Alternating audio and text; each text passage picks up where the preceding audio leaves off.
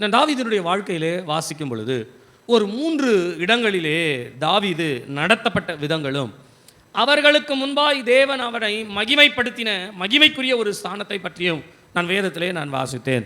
முதலாவது, தாவீதை அடக்கினவர்களுக்கு முன்பாக தாவீது ஒரு நன்மையை செய்ய வேண்டும் என்று நினைக்கும் பொழுது அந்த நன்மையை செய்யக்கூடாதபடிக்கு தாவீதை அடக்கினவர்களுக்கு முன்பாக தேவன் தாவீதை மகிமைப்படுத்தினாராம். இரண்டாவதாக, தாவீதை யார் அசட்டை பண்ணினார்களோ அசட்டை பண்ணினவர்களுக்கு முன்பாக தாவீதை தேவன் மகிமைப்படுத்தினாராம். மூன்றாவதாக, தாவீதுக்கு விரோதமாய் யார் ஆலோசனை பண்ணினார்களோ அந்த விரோதமாய் ஆலோசனை பண்ணினவர்களுக்கு முன்பாக தேவன் தாவீதை மகிமைப்படுத்தின ஒரு மகிமையை நான் வேதத்திலே வாசித்தேன். 3 காரியங்களை நான் சொல்லுகிறேன். தாவீதை அடக்கினவர்கள், தாவீதை அசட்டை பண்ணினவர்கள், தாவீதுக்கு விரோதமாய் ஆலோசனை பண்ணினவர்கள், இவர்களுக்கு முன்பாக இவர்களுடைய அசட்டையையும் இவர்களுடைய அடக்குமுறைகளையும் இவர்களுடைய ஆலோசனையும் தேவன் ஒன்றுமில்லாமல் தள்ளி யாருக்கு விரோதமாய் அவர்கள் எழுப்பினார்களோ அதே தாவீதை இந்த ஜனங்களுக்கு முன்பாக